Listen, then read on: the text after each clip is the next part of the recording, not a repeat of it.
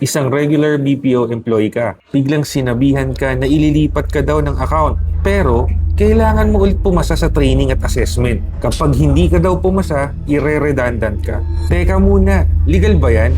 Ako, si Attorney Adrian Antaso, isang profesor, unionista at abogadong manggagawa. Regular na empleyado si Mario ng isang BPO company na Teletech bilang isang technical support representative. Naka-assign siya sa Accenture account. Bigla siyang sinabihan na ililipat daw siya sa Telstra account pero kailangan niya munang pumasa sa training at assessment.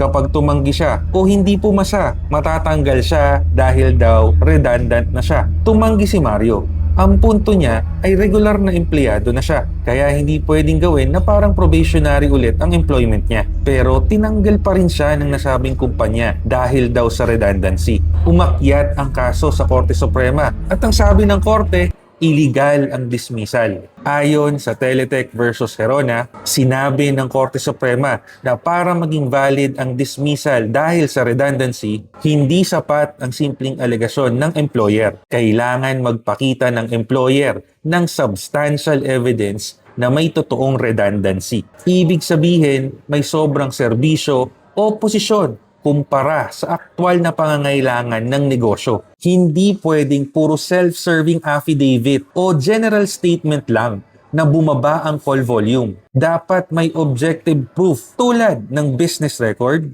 staffing pattern, manpower requirement, o iba pang ebidensya na magpapakita na sobra talaga ang mga empleyado sa operasyon ng nasabing kumpanya. Dagdag pa ng mga hukom sa Padre Faura, ang regular employee ay may security of tenure. Kaya hindi pwedeng kondisyon sa pagpapatuloy ng trabaho ang panibagong training o assessment na kapag hindi na ipasa ay matatanggal siya sa kanyang trabaho. Sa madaling salita, hindi pwedeng gawing probationary ulit ang regular na empleyado. Sa makatawid, ang redundancy ay hindi isang magic word. Para maging valid, kailangan may totoong redundancy, good faith ng employer, fair and reasonable criteria kung sino ang matatanggal, notice sa empleyado at sa Department of Labor and Employment at least 30 days before the termination, tamang separation pay, at substantial evidence. Kung wala ang mga ito, pwedeng maging illegal dismissal or constructive dismissal. Kaya kung regular employee ka at required ka ulit pumasa